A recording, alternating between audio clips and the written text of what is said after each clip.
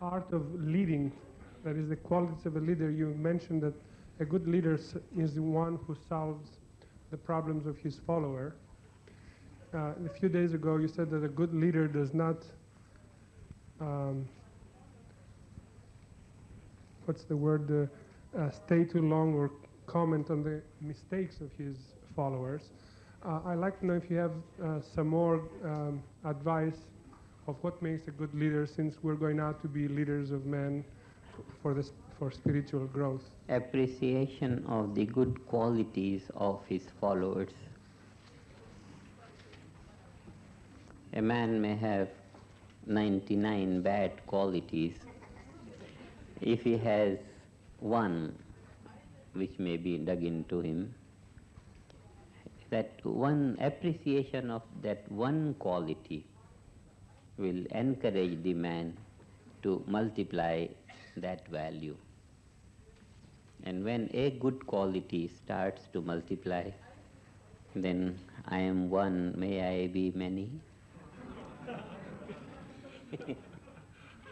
The world of good quality emerges from that one if it is allowed to emerge.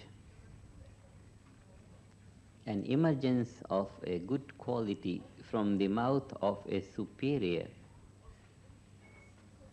will be like drawing the sprouting from the seed, from the shut-up seed.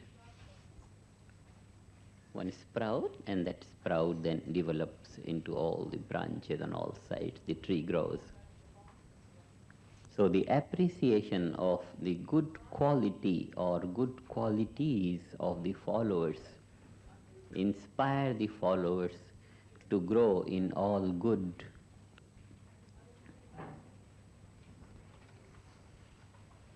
And it should be the policy again not to bring up the not good qualities. Qualities that are not good, we don't talk of. We don't talk of them. Because where is the time to dwell on the unwanted? All time should be used to dwell on the wanted ones. Don't bring in the weaknesses. Bring up the promising feature, good qualities.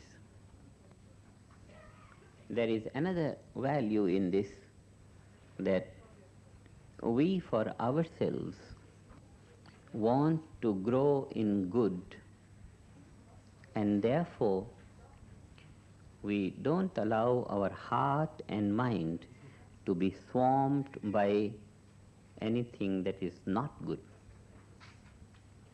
We bring to our mind that which is good, which is helpful for progress. We don't bring to our mind that which is unhealthy, which is not progressive, which is not elevating. Because whatever thought we allow to come in, on whatever aspect we dwell, that aspect influences our heart, because it comes in our heart. Our heart starts to radiate that, then that radiation develops into speech. So, if we start to talk of something low, our heart gets into that low color, and then it radiates into speech. Therefore, there is always a formula for a leader: safety first. Safety first. We go by this motto: safety first. We want to improve all those around us, but in our enthusiasm to improve the environment, we don't have to get into the mud that might be available there. Heart is so small and it must grow into all good, and therefore we don't purposely bring unhealthy thoughts, low sentiments. If someone has done bad, we know from where the bad comes, and therefore we don't hold that emergence of bad from him. We hold that emergence of bad in him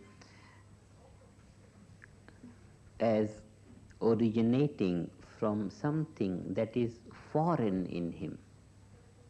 Stress is foreign in a man. Stress is not he. Stress has come from outside, and from that stress is the negativity coming out. And therefore, we don't condemn a man for his mistake, for his negativity, for his failure, for his misunderstanding, because we know this is not he. This is something that has unduly associated itself with him. He is bliss. Life is bliss. Life is purity. Life is knowledge, intelligence, and therefore there is no place for misunderstanding, wrong feeling, negative emotions. There is no place for these negative things in anyone's life, and therefore we don't condemn a man for if we see any such thing coming out from him. We just hold that these things are not coming from him, they are coming from stress. So by speaking that thing, he is more purified than before. For that we congratulate him. He has spoken out that bad thing or did that wrong thing, and he got rid of that stress. Now he'll be a better man. In this hope of him being better, even by acting in that negative way, he is better now. In this hope we take him, we deal with him. Safety first is very, we must save our heart and mind from any wrong, negative or mistaken action or thought of anybody else. It's very necessary. If we have heard, it was a mistake to hear, but we couldn't close the ear. It was a mistake. We shouldn't have heard, but the ears are very wide open like that. It's this. So we just... One very wise man said, he talks a lot, but I don't have to hear all the time what he says. Even if the ears are open, but we don't take what he says to our heart. And thereby, we don't bring that mud into our heart. It's very, very important. If someone has done some wrong, it is his karma. By thinking about that, we take it on ourselves and make it our karma then. What is the use? It's not necessary. And therefore, we always see some good in him. There is a story that Gurudev used to say sometimes. See, there was a saint somewhere, and all the time he was found to be so happy and so blissful and everything nice, and all the time he was saying so good things on him. And he was famous for not having spoken to anyone anything that is less than good. One mischievous man, there are lots of times, different varieties in society. He said, all right, let me see. So he invited the saint. He said, I'll invite him with me. with great paraphernalia of great devotion and all that. He went to him, he says, please grace our home by your presence. And the saint said, all right, yeah. And here he lived, and here was the saint, and he walked many paths in the morning, wanted to take the saint to his home from the ugliest path, dirty, nothing neat there, everything very filthy. And then he took him round there, and there was some cat overtaken by a car or something like that.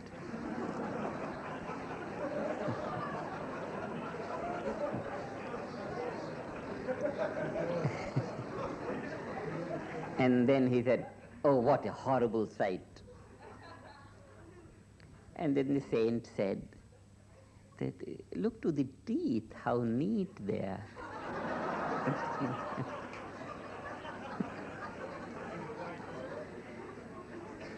Shining pearl-like teeth, so neat and so pure. And that was it. He purposely made a remark to see, because the whole situation was so ugly, and how can the saint find anything good in that? And he said, oh, look at the pearl-like teeth. Neat. So even if the ugliest situation is presented, there would certainly be some point of good. We have our vision of bliss consciousness, purity. We are growing into the value towards celestial vision, like that. That is our progressive ideal of vision. So always we pick up something nice. Always our eyes go on, because the vision is not restricted to one point. It's so much wide vision. And there is anything, whatever is there, there will be some beautiful thing. We are moving in a relative world. One is relative to the other. And therefore, there will always be something to appreciate. There will always be something to appreciate. We bring that value which we can appreciate in our heart and mind. And that is our process of purification. If we bring the bad of the situation in our heart, we have clouded our heart. Some smoke has been created, some filth has been deposited. And then if we have not brought the filth in our heart, rejoicing, and we can only rejoice on something beautiful, so our vision is full of beauties, full of appreciations, full of happiness, joy, harmony. That is the vision of a knower of reality. He knows he is moving in the relative. Relative. And therefore, he will pick up what is useful to him. And the only useful thing is whatever good is there, that is useful to us. The good comes to our mind. The bad doesn't come to our mind. This is very, very important. Otherwise, we just get swamped by so many wrongs and so many this.